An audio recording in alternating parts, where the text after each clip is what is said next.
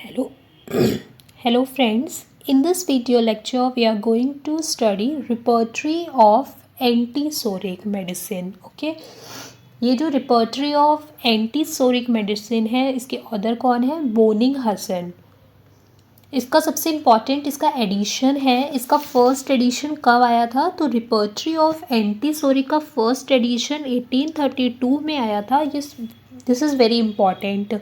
Second edition 1833.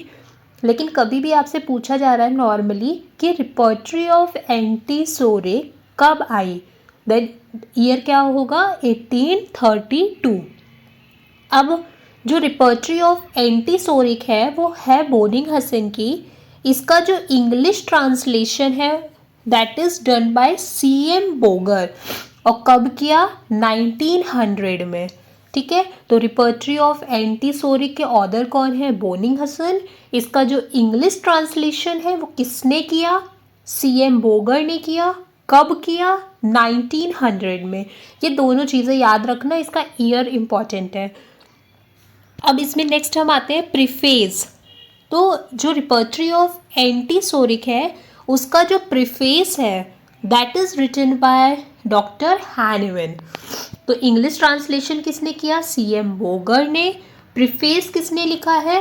Hahnemann ने. ठीक है, कितने चैप्टर हैं? 45 चैप्टर है. तो रिपर्टरी ऑफ एंटीसोरिक में कितने चैप्टर हैं? 45 चैप्टर्स आर देयर. ग्रेडेशन की अगर हम बात करेंगे तो यहाँ पे 5 ग्रेड है. Capital bold, roman bold, italics, roman and roman in bracket. So number of chapters 45. Gradation कितने हैं? 5 ग्रेडेशन है. नेक्स्ट अगर हम रिपर्टरी ऑफ एंटीसोरिक में नंबर ऑफ मेडिसिन देखेंगे तो यहाँ पे कितनी मेडिसिन है? 52. इसमें जो 50 मेडिसिन हैं वो एंटीसोरिक हैं. 1 मेडिसिन एंटीसाइकोटिक है, 1 मेडिसिन एंटीसिफिलिटिक है. तो टोटल कितनी हो गई? 52. तो टोटल नंबर ऑफ मेडिसिन कितनी है? 52. 50 कौन सी है? एंटीसोरिक है. एक मेडिसिन एंटीसाइकोटिक है दैट इज थूजा, और एक मेडिसिन एंटीसिफिलिटिक है दैट इज मर्गसॉल. नेक्स्ट अगर हम बात करेंगे रिपर्टरी ऑफ एंटीसोरिक में इसका जो इंट्रोडक्शन है, इन introduction Hahnemann give the action of homeopathic medicated globules. Hahnemann sir ने इंट्रोडक्शन में क्या बोला है कि जो होम्योपैथिक मेडिकेटेड ग्लोब्यूल्स होते हैं उनको हम कब तक रखे रह सकते हैं? 18 से 20 साल तक उनको रखे रह सकते हैं. और अगर इसको हम सनलाइट और हीट से प्रोटेक्ट करके रखें. So in introduction Hahnemann give the action of homeopathic medicated globules remain as long as 18 to 20 years even if open 1000 times. But हमें क्या करना है? हमें सनलाइट और हीट से उसको प्रोटेक्ट करके रखना है.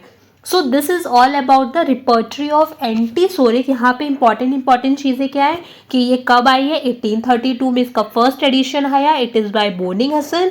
इसका इंग्लिश ट्रांसलेशन किसने किया? CM बोगर ने. कब किया? 1900 में.